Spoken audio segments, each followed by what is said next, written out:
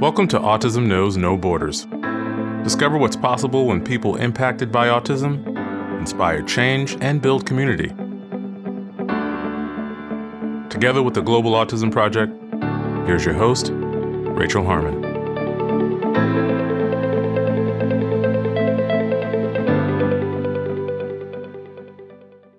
Hello, everyone. This week's episode is a recording of one of our Global Autism Community exclusive events.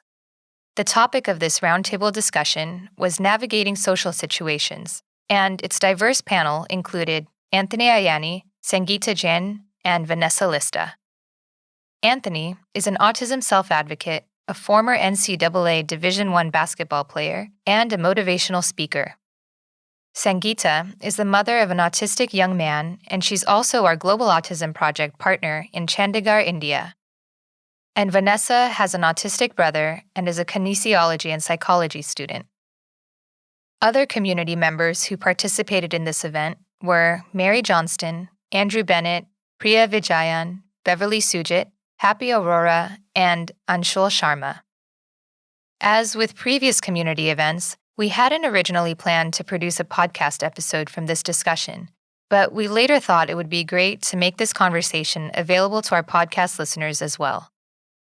We apologize for the inconsistent sound quality, but I assure you that the stories and perspectives shared by our guests are really worth listening to. In today's conversation, we discuss strategies to mitigate misunderstandings in social situations, respecting personal space and boundaries, teaching social skills to young autistic children, teaching peers how to communicate with autistic children, and action steps towards true inclusion. In this episode, discover what's possible when everyone gets a chance. To learn more about the panelists in this discussion, please visit our show notes at autismknowsnoborders.com. Roundtable discussions like the one you'll hear today are open exclusively for members of our online Global Autism Community.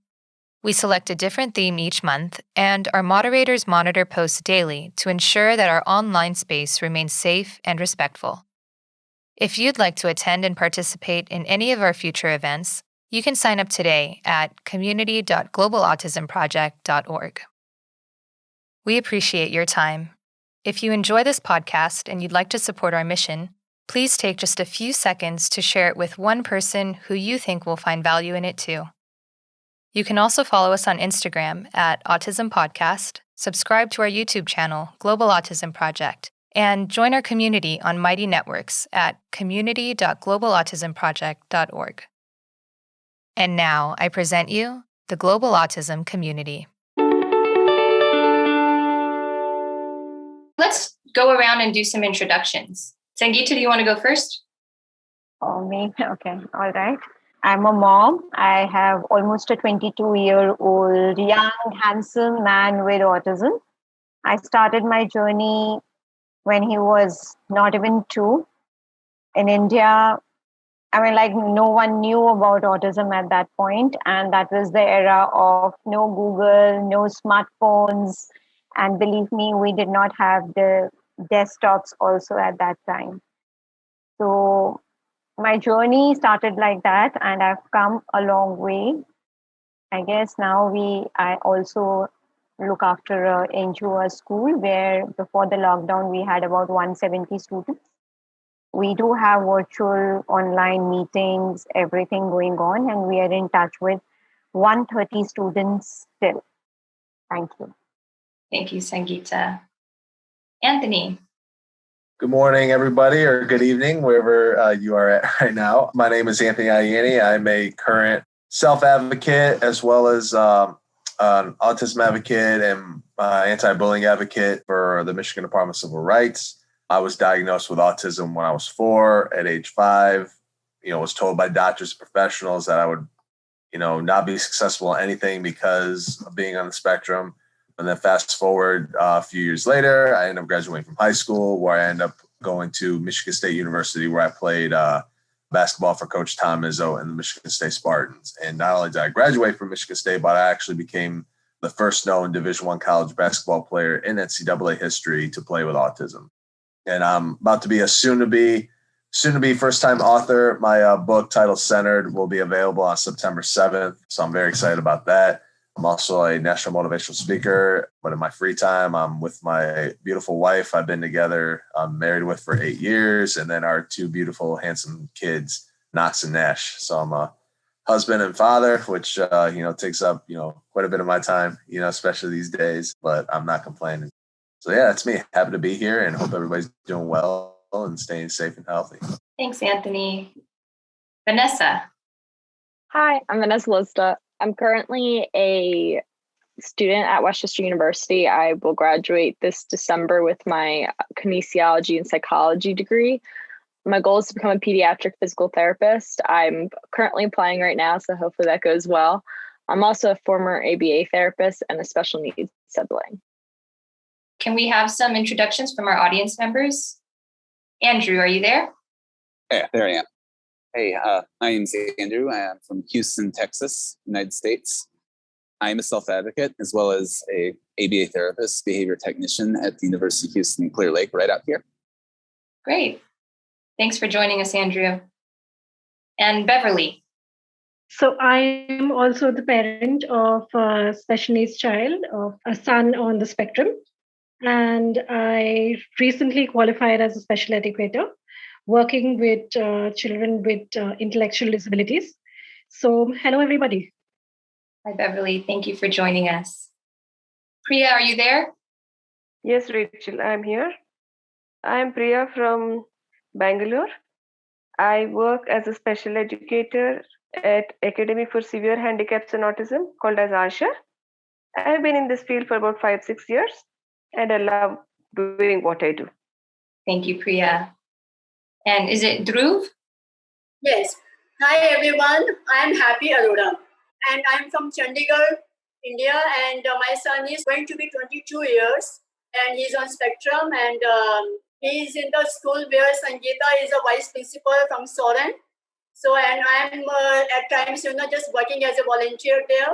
Otherwise, round the clock, working with my son. Thank you. Thank you. Let's go to Mary Johnston. Hi. So for those of you who don't know me, I'm Mary Johnston, and I actually own a blog called Autistic Rainbow 15, where I am an autism advocate.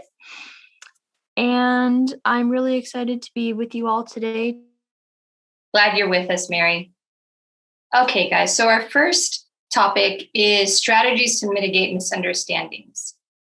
And I'd like to open this up to our self-advocates first. So Anthony, if you could share what your experiences are in social situations, like specifically, what have you struggled with in the past and what have you learned to help you in those situations?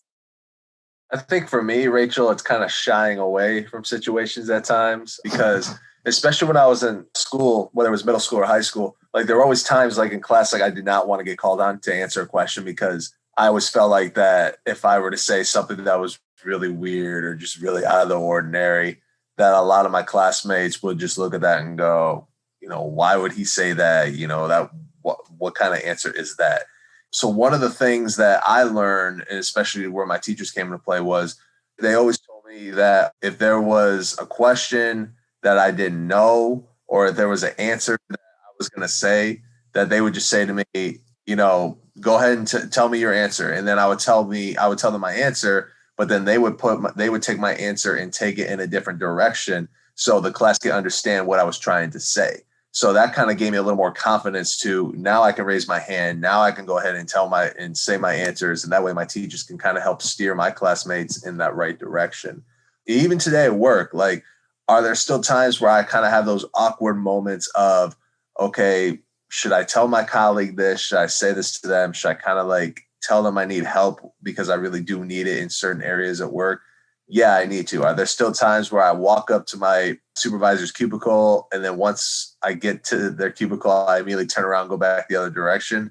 Yeah, I do, because there still are times where I still have those shy moments, but then I kind of need to take a couple deep breaths and then just be like, okay, they're here to help you. They're here to help you be successful and they want you to be great at what you do. So if you can't ask them the right way, if you can't say the right words, like they will help you along the way. So definitely earning a lot of trust from my teachers and my colleagues, even some of my closest friends. It kind of helped me become a little bit more confident in kind of being socializing with others as well. Got it. And could you talk about your experiences on the basketball team? I know you talked about this in your podcast episode, but I think it's really interesting how you have to learn how to interact with people on the court and off the court also. Yeah, so I played on a team full of guys at Michigan State that were the kings of sarcasm and jokes. And one of my biggest weaknesses being on the autism spectrum is I'm very black and white, and I cannot understand jokes and sarcasm really well. Like if somebody's joking, but I take it seriously, like I kind of lose my mind. If somebody's being sarcastic and I really can't tell if they're being serious or not, like I get so confused. So there were so many times in that locker room at Michigan State where I was like, okay, is this person being serious? Like, are they kidding? And so early on, it was a struggle for me, but like, you know, there was a little incident we had in the weight room between me and one of my teammates who plays in the NBA, Draymond Green, where I didn't understand a joke he was saying. And then it got to the point where I got so upset with him. And then he was like, you know, don't be on the team then if you can't understand jokes. And then my strength and conditioning coach kind of, you know, stopped the situation by telling Draymond, hey, here's why Anthony can't understand your jokes, you know, because he's on the autism spectrum. You know, he's autistic. A lot of things are very black and white for him. You know, he doesn't understand your jokes because he thinks sometimes you're picking on him. So after that, you know, my teammates kind of had a better idea of how my mind processed things, you know, how my brain processed things very differently than they did. So there were times where some of my teammates were joking, but in my mind, I couldn't tell if it was joking or being serious. I wasn't afraid to lean on to a couple of guys and say, hey, was so-and-so kidding or was so-and-so being serious? And they were just like, no, he was just kidding. Like, don't worry about it. But if there was like, hey, we got to be back here at the arena tonight. We got to shoot free throws at 9:00. But if they said it in a sarcastic way and I still can't tell, I would still lean on my teammates or even some of my coaches and go, hey, so-and-so said we got to be back here tonight at 9:00 for free throw shooting. Was he kidding? Was he serious? I couldn't tell the way because of his tone. And then the response would be, yeah, we got to be back here at 9:00 tonight just for 20 minutes of free throw shooting. We're good. So just being able for me to lean on my teammates and kind of lean on my coaches again, because I talked about that trust process earlier, you know, for me to be able to lean on them and go, hey, was he being serious or was he just kidding? But if that incident in the weight room with Draymond didn't happen, you know, I really don't know how I would be able to communicate with all my teammates like I was able to the last couple of years during my time at Michigan State. Got it. And Vanessa, could you talk about your experiences with your brother and how you've had to learn his own boundaries that he set with people around him? Yeah, so with him, as a reminder, because I don't know if people listen to the podcast, but he is nonverbal. So with him, a lot of it just has to do with, like, you can tell if he's uncomfortable, if he'll put his, like, hands over his ears or he starts whining a little bit. Like, that's kind of his indications. So it's not as much as Anthony where it's like understanding sarcasm and stuff, because we don't really know exactly what he's catching on to or not. It's more so, like I said, like if he just feels uncomfortable in the situation, he'll whine and complain or hold his hands over his ears and kind of tuck his head in. That's more of his signals for things. If someone like comes up to him and tries to like have a conversation, it's a lot of trying to let people know that he has issues with communication and things like that. So he's always with us, so we're there to help him. But it's difficult with him since he's nonverbal. Got it. And Sangeeta, how about with Suvrit? How have you established those boundaries with him? I do. I mean, like I can totally understand what Vanessa is saying right now, because my son is also nonverbal and he falls into a moderate to severe category. You know, I would just like to say over here, like, definitely we have to teach the social skills and everything, but what we call as advocate, I call this as love. For me, you know, any person who would be in vulnerable situation with or without label definitely wants someone to stand by that person, support him, speak for that person, and so is our, children or people on spectrum. So that is what, like, definitely we have to teach them. For me, I started early, and for what I understood to build on the social skills was definitely, preparing him by setting up a routine and using a lot of social stories, because in India we have like a lot of guests and weddings, and it's like a joint family I live in. So he's exposed to pretty much situations where he is totally whining, clapping his hands, closes himself in the room, and wants everyone to go back to their houses and all that stuff. Like, and sometimes you really don't know what to do, be with your child or take care of your social responsibilities that you have. So social stories really, really help, and building on communications definitely is very important. But for me, what worked for me in my life was the social stories with visuals, like preparing for the holidays, weddings, etc.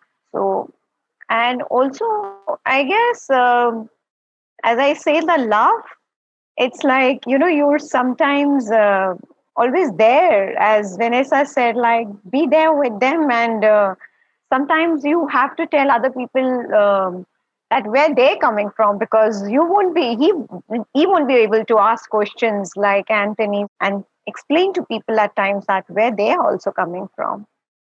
Yes, exactly. So if we're talking specifically about teaching social skills to young children, like Sangeeta said, social stories are helpful. What has been helpful in the past, in your experience, Vanessa, whether it's through physical therapy programs or Anthony, even at some of the schools that you go to when you do your anti-bullying? How do you teach the social skills to the autistic children themselves? Whoever wants to go first on this. Well, actually, speaking as like my ABA side, one thing I was in charge of was we did like a social skills group every week. And we all kind of were assigned to our own person, but we would have a bunch of us.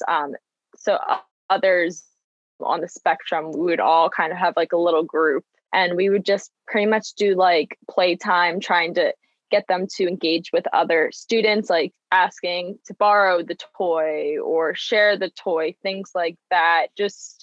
And we would go over social stories. We would have them all sit down and have them like answer like what they think would be the appropriate answer to things, stuff like that.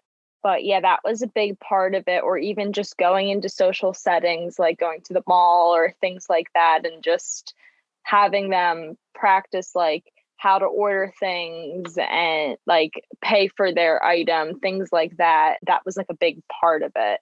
With my brother, they often would take him to places like a fast food restaurant and just teach him how to read the menu and order what he wanted and pay for it, kind of thing, just to practice those kind of social skills and those techniques. I think that was like a big part of it. But Anthony, if you have anything to add, I'll let you do that. I was gonna say too, Vanessa, like and not just schools, Rachel, but like I've been to different nonprofit organizations that kind of teach young students with autism, about the proper social skills. I've seen nonprofit organizations where they have big classrooms that are set up like either like mini grocery stores or convenience stores, where they can go in, practice buying things off the shelves, and then going up to the cash register and practicing how to pay for items.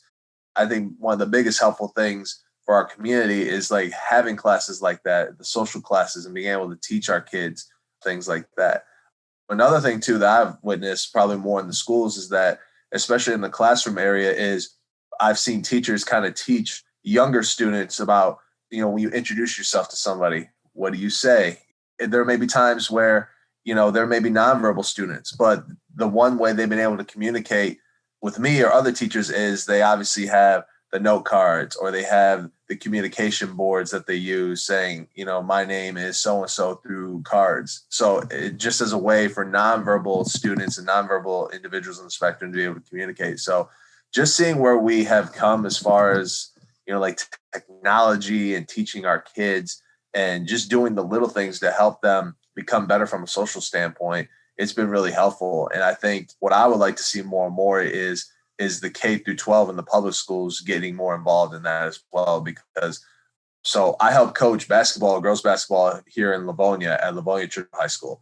And Churchill High School is really known for being one of the top schools for students with autism because they do have one of those mini stores that they practice with. They do have laundry rooms that the kids practice with and how to do their own laundry, how to put the coins in the slot. So if we had a lot of public schools that were able to do things like Livonia Churchill High School does, it could really go a long way in helping our young people out there on the spectrum, communicate and be more social.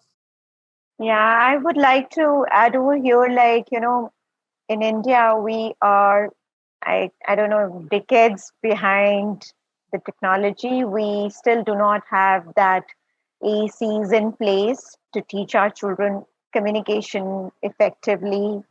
I'm sad to share that, in India, when the children are too young, somewhere we too focus on the academics part, like teaching ABC and all those academics. And parents somehow feel that once they learn the academics, they're going to go to the regular playways and kindergartens or school, and they're going to learn naturally from everyone.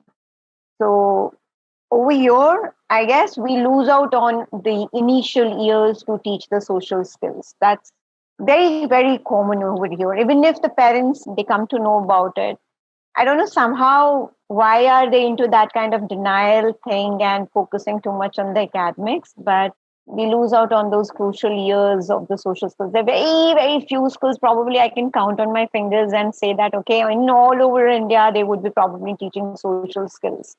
And to seclude them, to send them to the special school, where you would learn some social skills. Again, that's kind of seclusion. So parents don't want to send their children to the special schools because they're too cute, 2, 3, 4 years old. And somehow, those baby words and whatever, even if they're not behaving nicely, is accepted by everyone. At that point, they don't understand once the child is not going to be any longer 4 or 5, is going to be very soon 10, 11, 12, 21, 22, and so on. And it's no longer going to look cute and nice and be accepted by the community. They're going to be totally secluded. So mostly when people come to us in the special schools, it kind of gets a little late for us to start also. I somehow believe that sometimes it's very difficult to unlearn things that you have learned when you were young than to learn new things in life. So as everyone shares that, when you have to start very early, and that's where in India we are lacking, trying to get into the mainstream schools with no support systems in place for children with special needs and autism, and especially with nonverbals and other. That's where we are here. But Sangeeta, I'd love for you to share the group home that you just developed, because I think that is social skills. That's teaching them how to live together. Definitely. I definitely feel that communication and everything is very important. And what I have learned and what I have understood in all these years of 20 years of my working is communication is an integral part of the social interaction, but doing activities together is also very important, like sports, eating food together, sharing your food, if you have the vocational things. So if there are 6, 7 steps, one step is done by one, second is done by second one, and third. And you do see when people are there, they develop a special bond. Two, 3 students will develop a special bond. They will touch at the photograph and say this person is not here. And somewhere, wait, look at the door and then start their activity. The minute they come, you can see that smile on their face and they will start doing and, get into their work oh, this person is here. So it's so lovely to see. And somehow when we wanted to do a group home, it was how are you going to handle the 4? So somehow these 4 students are the ones who share a very special bond with each other. 3 of them are totally non-verbal and 1 is verbal, minimal verbal, I would say. So it was during the first wave, we were it was always my dream. I still remember Molly asking me the year, like, when are you going to do it? And I said 2020. And 2020 was, of course, the pandemic time, and the second wave is really hit very hard in India. It's pretty scary. We just coming out of it. We lost quite a few lives here. So it's right now getting a little better. And we just decided in 1 week, like I looked out for a place, rented accommodation, and I just called up and said like, oh, before this third wave comes, we really don't know what's going to happen. Let's do it. So the 4 adults, almost like one is 19, 21, 22, and 22. So we started with the group home. All 4 of them are living together. I came today to my mom's place because I never wanted them to come to me. But it's really wonderful. And we were very scared that how they're going to live together. They're going to miss their parents. They're going to do all those things. But I mean, like the minute they see each other, they don't want their parents. How lovely it is. And it is like, I feel it's like normal adults and the adults, like they want their friends rather than their moms, which I thought would be like they would be, they want their moms, because how helicopter parents we are at times, we still are, but they are different. And that's what the group home, started. When we started with this, we learned like how important it is for them, that social interaction that we are talking about, even if they are non-verbal. It's wonderful to say. I sometimes tell one boy to say, okay, go wake that person. And even if the non-verbal, how they, juggle with each other. It's like life, every moment is such a beautiful, it gives me so much of, I don't know, I don't have words to express that feeling. I did not imagine that all 4 boys are going to be so happy together. Well, congratulations, Sangeeta. That's a huge accomplishment for your community too. Thank you. So I also want to talk about kind of the nuances of social skills. Like when we're talking about boundaries and respecting boundaries, how does that transfer over when you already have a relationship with someone? Maybe this is more directed towards autistic people who can verbalize, but oftentimes I hear that they're not sure if they're crossing a line, or maybe they end up pushing people away because they say the wrong thing or they're too direct. So do you have any experience with this, Anthony? Yeah, all the time, especially when, trying to date somebody in high school. There were times where, if I really like somebody and I said the wrong thing, for whatever reason, that person's not talking to me the next day. But what I didn't like was I didn't get an explanation why. And then my brain would kick in, okay, this is a situation I can't let go. And would just bother me and bother me and bother me until, boom, I would have another situation come up and I completely move on to the next thing. But there were times where, I had the conversations with my own parents, saying, if there's times that people are mad at you, just kind of give them their space. And then when they're ready to come talk to you, they'll let you know what's going on. And so that's kind of how it was for me in high school. Like if there were times where somebody was really upset with me for reasons I don't know why, I would just give them their space, because sometimes people need their space. And I didn't understand that being on the spectrum at the time. I didn't know what space was, because I always wanted to be around people. I always wanted to high five everybody. I always wanted to give everybody hugs in middle school and high school. I didn't know what space was until I had that talk with my mom and my dad saying, don't invade, somebody's bubble. You don't want to pop their bubble, and, just kind of give them space, give them a little bit of a distance. And if they want to come talk to you, then they're good. But if a person gets mad or upset, just kind of let them be. So being able to have that conversation with my family about what space is, it kind of really helped me develop plans of, okay, if so-and-so's in a bad mood today, just give them space. And if they come talk to you later, then they're good. But if a person's mad, sad, upset, just give them their space. So definitely having that conversation with my parents about what space is, it kind of really helped me understand more and help me compliment others as well, as far as like giving them time to just cool off, time to just gather their thoughts and everything. Great. I'd like to actually invite Mary Johnston to share something. Mary, I would love if you could give any input on your experiences related to social boundaries and what you've had to learn growing up. I actually relate to a lot of what Anthony said. Growing up, I was really like a big extrovert. I was always trying to talk to people, and I never really understood when people would get like mad or irritated about that. And they'd get annoyed, and I'd be like, well, what did I do wrong? I just want to talk to you. And originally, I would get kind of defensive about it. I'd be like, well, that's not my problem. I was just trying to have a conversation with you. And it was also a struggle for me navigating arguments too.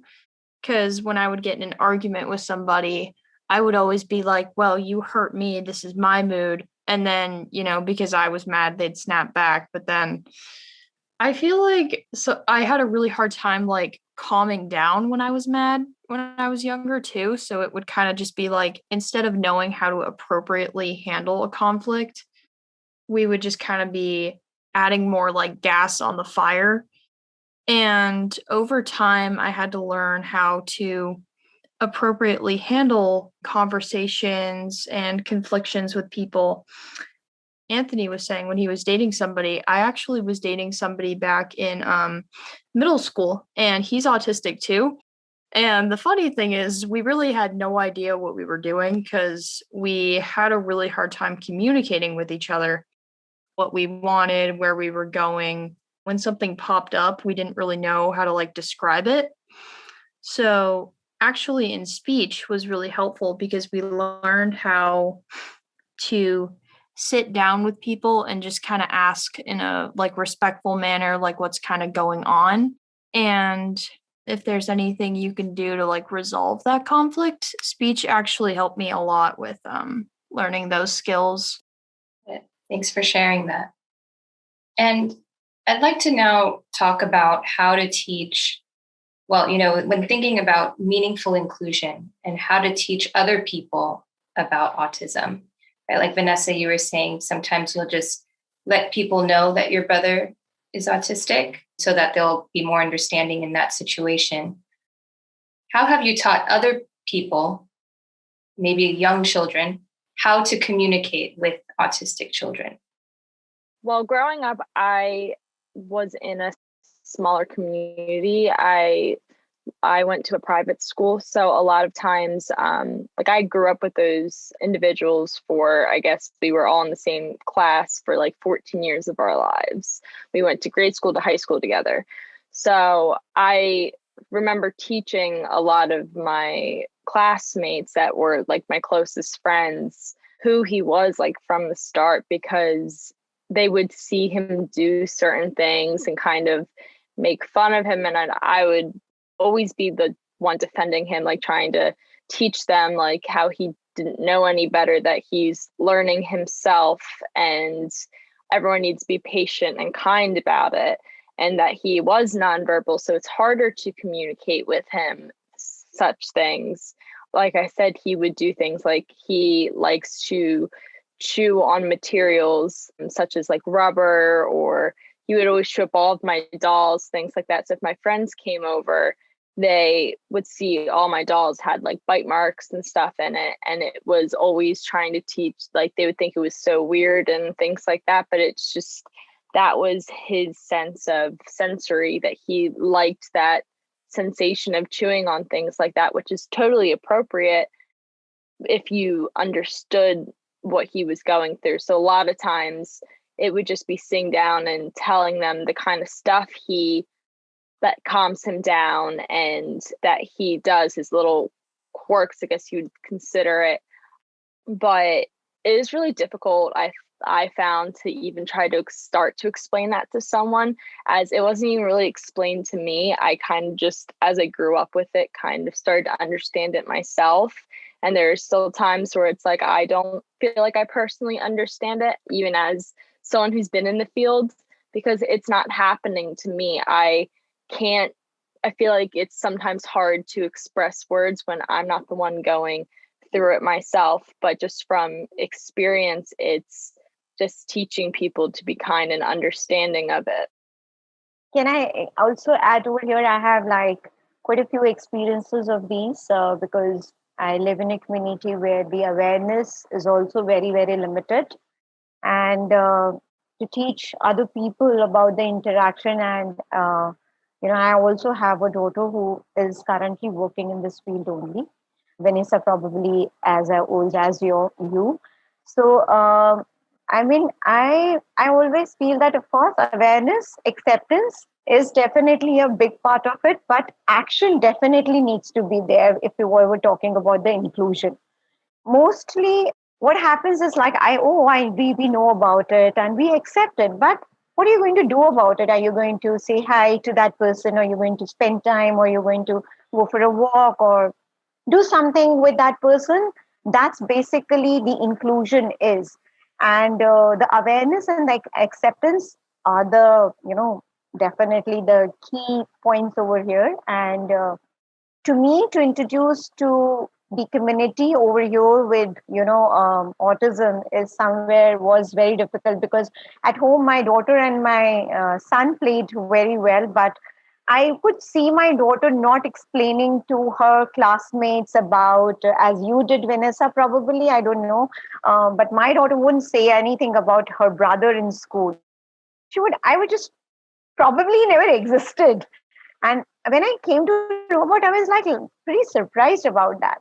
And of course, I also started the, certain things like token economy when I was doing with my son, with her also, and things like that. And very gradually, I said, like when she had to write one article, and she's like, my article never gets selected. She was like fourth, fifth grade, small kid, and it used to bother me a lot because I would feel that there's no sibling bond and something like that.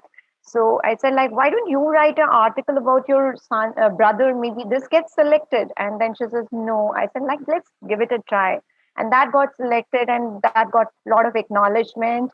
And then later on, when she was in seventh grade, they had a group assignment where she invited her friends, and they did a group assignment, which was really acknowledged, applauded, not only in our classroom, but into the entire school, because it went to the principal. And that's where the school started with the visits to the school. And we do have the visits. What I want to say over here is sometimes when we want others to get into the action mode, I'm sorry, I'm getting a little emotional and taking too much of space to speak here. But this is very important that when we introduce our children, our siblings to the other people in the community, we should not just talk about the deficits and only the challenges that they face, because then it becomes like, oh my God, it's probably to deal with them is really very difficult. So we should just, change the topic and talk little nice things about them and how wonderful and how fun it is to be with them. And then, yes, of course, they have these difficulties, and this is how you can do it. So we need to, when we were talking about the inclusion, we need to change the way we introduce the people on spectrum to the community, because okay, this is the sensory issue and this is what I also did that. But when you want the others to get into the inclusion, as we talk a lot about the reinforcements, they also need to be reinforced for them to get into this. So when my son was small, I always, did that peer buddy system where like anyone would be, my son's buddy would become the monitor. I don't know what you call the class leader of the classroom for that day. So every day, every child would say like, oh, I want to be sitting with Subrat. I want to be his buddy today. So I guess there has to be some kind of reinforcement attached to it. And that's how I started inviting my daughter's friends to our home, and so that they get reinforced, and then gradually introduce Subrat to them. And that's how we built up some sort of social interactions. And I'm very proud to say that Subrat is very well accepted and loved by everyone. Although the action point, what I'm talking about is still lacking. And I think that it will happen eventually, because I know right now that probably I also made the mistakes of explaining too many things like, oh, he doesn't like this, oh, he doesn't do this, and he doesn't, and then like, people also take that space, like Anthony has to learn to take space. People take a lot of space from our children. That's what I've understood. So to bridge that space, sometimes you need to do something which is, fun, or has to be a reinforcement for the other person as well. Yeah, I agree with that. Yeah. Go ahead, Anthony. No, I was going to say, like, I totally agree, because, and this is just my opinion, we're at a point now where we tried to develop awareness for so long. Like, we're kind of at that point where, okay, we're aware autism is out there. We're aware there's a community, but how accepting and how much do you know about that community? And I think as a society, we need to kind of get to that point, kind of like where we are for awareness. So again, like, we know autism is out there, but what do you really know about autism? What do you know about some of the characteristics? And the one thing I've noticed in schools is that, and this is where I've kind of had to educate students after I present, is that when there's a student that just has an emotional outburst during my presentation, and I'll ask you guys a question, what's usually the first reaction that a student will do when that happens? They usually immediately turn to that person and look toward the direction of that outburst. So what I do is I try to move to that direction on the stage so the students can keep their eyes on me and not worry about what's going on with the young student. And so then I'll have students ask me about, why did that student have an outburst? And I said, it's because they're on the autism spectrum. It's situations and things they can't control. And they were like, oh, well, we didn't know that. Like, we just felt like that he was just doing it because, he wanted to. I'm like, no, like, there are some things that individuals in the autism spectrum can control and they can't control. And for that classmate of yours, they may not be able to control those emotional outbursts as well. And so just that moment of being able to educate the young students about what one of those characteristics on autism actually is, it kind of opened their minds a little more and started thinking of, okay, now we know why. So now if he or she has an outburst in the hallway, we know why. And we need to do that with society, because if we want to get to that point of being accepted as a community, we need to get to that point with where we are as far as awareness goes. So there's a lot of work to be done, but like getting the plan together of how to show the society what autism actually is, we develop that plan and we deliver that plan, things will be heading in the right direction as far as gaining acceptance in the community. Yeah, along with all of that, I was just thinking, like, there's a difference, I feel like, too. Like, I feel like everyone needs to learn this, and I don't know the correct answer for this all the time, but when you do go to explain that to someone, there needs to be something to not make them afraid. Like it was said earlier, when you're explaining it, you're saying things that they don't like. Sometimes that steers people away from them because they're afraid of doing something wrong. So I feel like sometimes it's more so, well, they love doing this. Do you like doing that? Like maybe go play this with them, or things like that, like showing the commonness between people, like their similarities and their likes, because if you get them to come together with something they like instead of showing them things they don't like, I mean, obviously there comes a point when maybe when it happens, you say, oh, okay, well, they didn't understand that, but let's try it this way. I think giving them a correction and maybe how to work with them. So if like you understand, like, so with my brother, like I understand his certain like signs and stuff. So if I tell them how I'm used to working around them and making him feel more comfortable, if you're giving ideas of like that instead of don't do this, I think that's what steers people away because they're so afraid of upsetting them and not screwing up, if you will, not making a mistake. Yeah, exactly. And like, I mean, I'd be a nervous wreck too to offend anyone or upset them. Right. So I think a lot of it is, yes, we need to teach acceptance and understanding of it, but I think a lot of it has to do with maybe us learning the social skills around it too and how to accommodate their needs. Because if we're not accommodating what they need, then how are we supposed to understand them? It's funny, Vanessa, you talk about accommodations. Like a lot of those accommodations, like I got as far as like, extended time on my tests, like accommodations for testing and just certain accommodations in the classroom. Like if most public schools are able to have accommodations for those students on the spectrum, then why can't society have those same accommodations? Yeah, I agree. I think that's the frustrating part is, yes, we're trying to teach awareness and acceptance, but we're not being accommodating, which is frustrating. And I know there's still a lot of learning going on and people trying to come up with ways, but it is frustrating, to say the least. Agreed.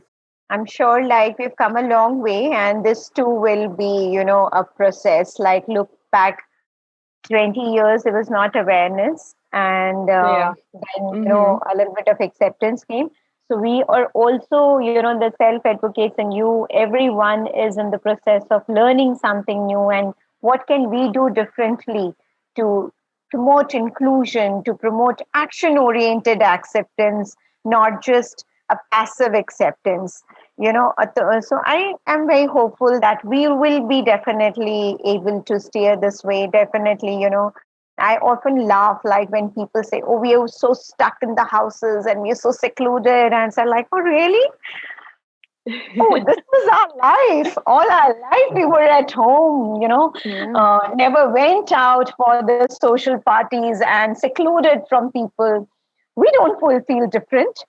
I mean, I guess people will understand, and we have to, like the way I said, like how we need to communicate to people. Probably we were also trying to do a lot of awareness and trying and talking a lot about their deficits, and now we know that they are our heroes. Like, oh wow. So we need to talk about them in a positive way, and I'm sure the minute we turn positive, the other people around us are going to be positive as well. Exactly. Yeah. I do want to just add something. It's this idea of a neuro-inclusive approach when teaching at a school. And, when we're talking about maybe the struggles, right? Like what communication barriers might be between an autistic child and a neurotypical child. Sometimes there's so much onus, there's so much pressure on the autistic child to make the effort to change, to learn the skills, to learn the phrases, and to put themselves in uncomfortable situations. But the flip side of it is actually putting the responsibility on the other students in the classroom to look for ways to communicate with that student, to look for signs that maybe they're trying to communicate in a non-traditional way. Like, why should it always be the autistic child asking to play or asking for the toy? Why can't it be the other students looking, oh, maybe he wants this toy. Maybe he just doesn't know how to ask for it. So let me make the first move. So it's like teaching the other students in the classroom about that child's needs. And so that could actually foster more meaningful inclusion. There was one more point I wanted to make about this process of awareness and acceptance. And there's a professor, I don't know if you guys know him, his name is Stephen Shore. He's a prominent self-advocate who teaches special education. Anyway, I just interviewed him for the podcast, so stay tuned for his episode, which will be released next month. But he talks about the 4 A's of autism, right? Awareness, acceptance, appreciation, which is kind of what you guys were talking about, like appreciating what these people, what skills they have to contribute to society. And then that 4th A is action. So like knowing all of this, what steps are we going to put into place to actually create that change instead of just talking about it? Talking is good, of course, but how are we going to get outside of our echo chambers where we all know what the needs are, we all know what needs to happen, but what are we going to do in the communities on the ground to actually create this change? Like with Anthony, I think it's very important to hear self-advocacy, because without that, you're kind of speaking for others who maybe aren't able to speak for themselves with things. And it's really important to learn from you guys how that you want things handled, because there's so much I can do as a sibling just with what I've witnessed. Yes, I can help with awareness and stuff, but I can't really give that action until I know what action is wanted, because I don't want to always feel like I'm being a voice to someone else when I don't really know all the time what they exactly want. So I think it's just very important to have all these people who are able to be self-advocates and speak from their own experiences and their own wants and needs, because without that, we don't really truly know what someone wants and needs. And I totally agree with you, Vanessa. The more self-advocates we have in society, the better, because you will have those self-advocates talk about their experiences growing up on the spectrum, being on the spectrum, what made them click, what didn't make them click. And one of the things that I'm proud that the Department of Civil Rights, who I work for, the one thing that they want me to do a year from now is they want me to start doing autism trainings to the public, because they felt like, we can't just put so-and-so in this position because they may not understand it as well because they never been in that person's shoes. Whereas somebody like myself, a self-advocate, has been diagnosed with autism for almost 30 years. I was 28 years now. And I've been through all the goods and the bads and what made me click, what didn't make me click. And so if self-advocates can do those kind of trainings, like to the public, then yeah, like we're going to start kind of itching our way more and more toward the acceptance piece. So self-advocacy is a huge deal. And, I encourage every individual who's able to do it to self-advocate, not just for yourself, but also be a self-advocate for the entire community as well. Exactly. And I think to go on with that is a lot of things now are all on social media, and I think things can be changed, like altered with what it really should be. So it's nice when you see platforms such as like TikTok now. I see there's a ton of self-advocates on there speaking for themselves, or siblings like myself or mothers who go through it all the time. And it is amazing to show that acceptance online and explain what they personally need or what they've witnessed their sibling or child needs. And I think that's very important since our society is so big on now the social platform. I think it's great that that's a way to give people a voice, is they're finally opening up and feeling safe on there. Absolutely. I'm glad you guys brought up the online world, because this is something I wanted to touch on with regards to social interactions. So Anthony and Mary, what can you say about how you've learned to navigate the boundaries in the online world? I think for me, kind of, again, making sure you word things right, because the one thing I've noticed is, again, whenever I email somebody or I text somebody, whether it's at work or people within my social group, and I text something to them and I don't get a response, it's like, okay, like, are they avoiding me? Like, are they not avoiding me? Or I feel like that they're saying things people will say, and I can't tell if they're angry or not. And that's the one difficulty I've always had with text and email or even messaging on social media, is that if you can't tell what a person's response is, like, you're going to lose your mind. And I'm one of those individuals where if I text, my best friend and he sends me a response and I look at that and go, man, like, why is he so angry at me? But then he'll say, hey, I was just like, I wasn't angry at you. It's just my response. And I struggle with that. But that's why, like, for me, what I try to do is pick up the phone and call that person. But I'm one of those individuals, and this is funny because, I'll use this as an example. If my wife and I want to do takeout from one of our local pizza places down the street, I hate calling in. And it's funny because I do motivational speaking for a living, and I talk to thousands of people live in person. But yeah, my wife's like, you can't make a phone call, like a 5-minute phone call to order pizza or something. But yeah, you can talk to like thousands and thousands of people in a room. But for me, it's just like a comfort level too. So the comfort level I have talking in person, I'm more comfortable with than I am talking to somebody via text or via email or via phone, because, and I guess this is where my visual learning kind of came into play in the classroom, was I was more of a visual learner and working one-on-one with my teacher because I was more comfortable doing it. And I think that's kind of where it's kind of, rubbed off onto me being more used to talking people face to face, because that's how I was with my teachers and my classmates at the time. Whereas now if I talk to somebody on social media, I don't want to say I'm not comfortable with it, but it's a different conversation, because you're not having that conversation with somebody via Zoom like we are. I'm fine with Zoom because I can see the person, but if I can't see that person, like, it's really, really difficult for me. Mm-hmm. Thanks, Anthony. Mary, do you have something to share? I actually do. So one of the biggest awkward scenarios for me when navigating social boundaries would be starting a conversation. So a lot of the time I didn't really know what to say to kick it off. So I would start with just classic small talk, which I was never really a fan of, but it was kind of the best way to start it. So I'd be like, oh, how was your day? And, we'd start off a good conversation based off of that, but then I would just kind of kick into my special interests. And sometimes it would be hard to kind of figure out what the other person meant when they started like looking away or acting disinterested, or they would kind of just make excuses not to talk to me because they were sick of thinking about those things or talking about those things. So I had to learn how to talk about something that we both liked and that we could both stay on a topic for a little bit, but also how to like transition in between topics. Like, for example, we can talk about my special interest, for example, Disney for like 5-10 minutes, like the new shows on Disney Plus. And then we could say, like, are there any shows you're interested in right now? And then they could talk about theirs. And then we could transition to a new topic is something really helpful that I've learned from that.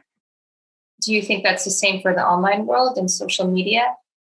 I think being online and social media is actually a lot harder to communicate with people because you can't hear their tone of voice and their faces.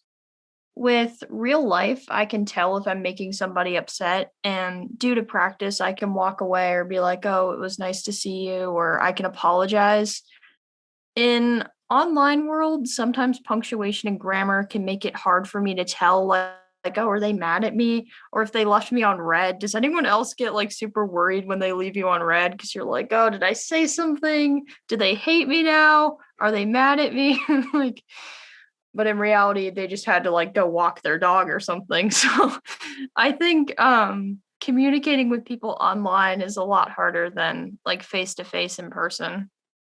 Yeah, I think a big takeaway is that, there's that myth that autistic people don't like to be social, but that's far from the truth, right? It's just a matter of socializing in a different way. And I think the hardest thing about socializing as an autistic person is the person really giving you a chance in general. Like, a lot of people would spread a lot of like vicious lies about me, and they'd tell me like, don't hang out with me, I'm boring, I'm too fixated on something. But in reality, I'm a really nice, kind-hearted person. And, if you're loyal to me, I want to spend all my time with you. I want to talk to you. I want to hang out with you.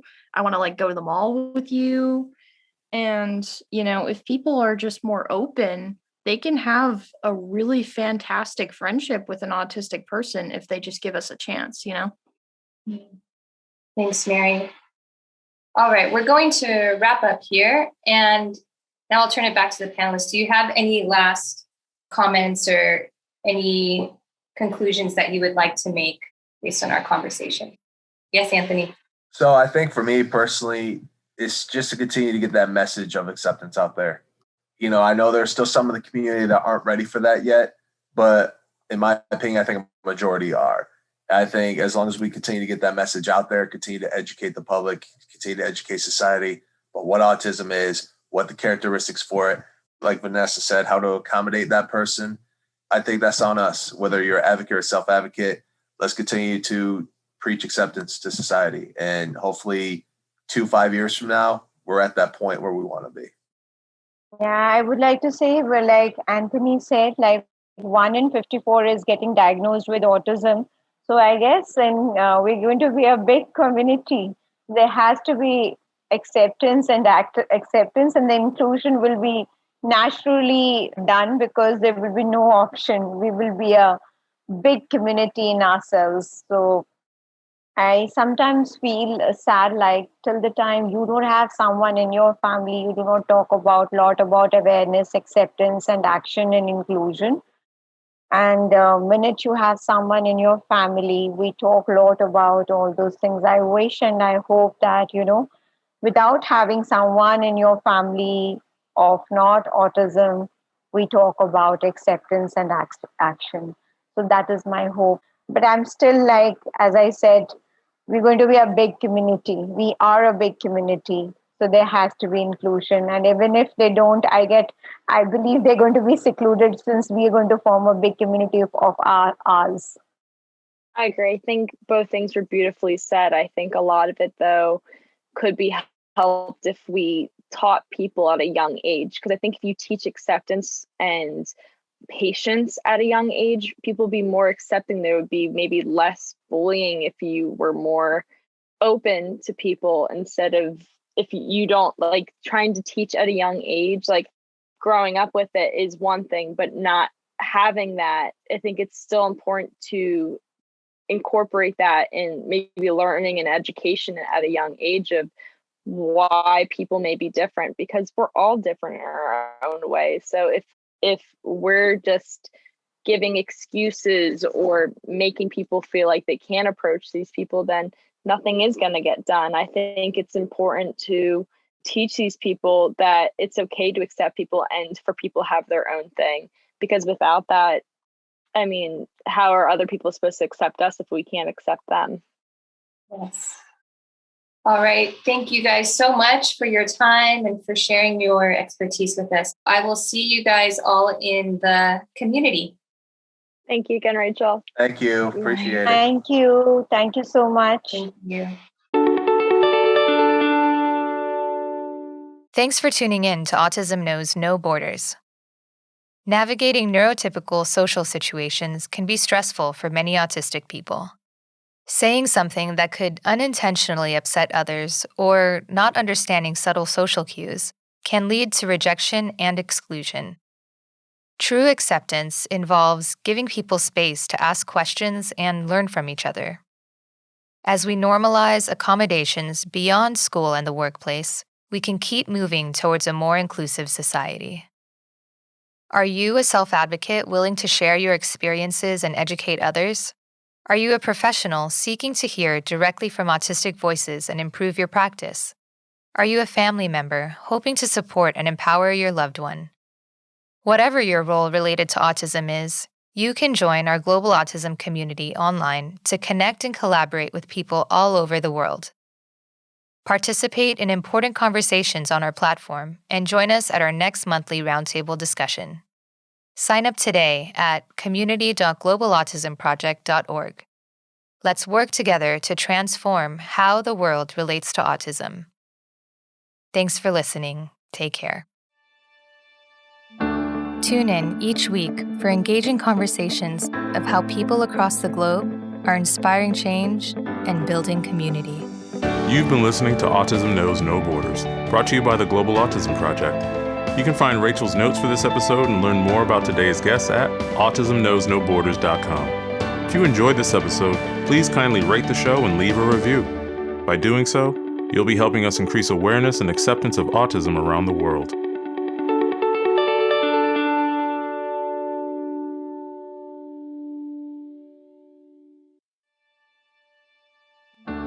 You've been watching Autism Knows No Borders.